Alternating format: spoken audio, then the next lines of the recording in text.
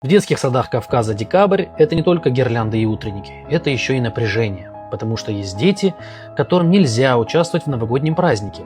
Не потому что они не хотят, а потому что дома так решили.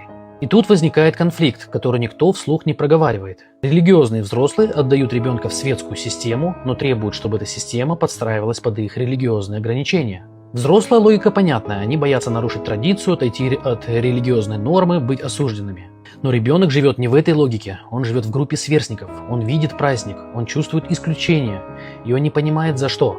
И тогда начинается самое неприятное. Воспитатели и другие родители начинают жалеть ребенка и спасать ситуацию своими подарками.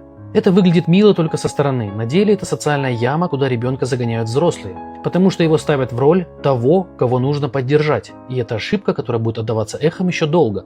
Что это на самом деле? Это несостыковка между тем, что выбирают родители, и той средой, в которой они сами помещают ребенка. Это попытка удержать старые нормы в условиях, где они просто не работают. Что делать в нынешних реалиях? Либо честно выбирать религиозный детский сад, где нет новогодних мероприятий, либо, если ребенок растет в светской среде, принимать правила этой среды ради его психики, а не ради чужих мнений. Потому что ребенку не нужна борьба идей, ему нужна ясность, принадлежность и нормальное детство. Вот где должен быть выбор, и делать его нужно взрослым, а не перекладывать последствия на детей.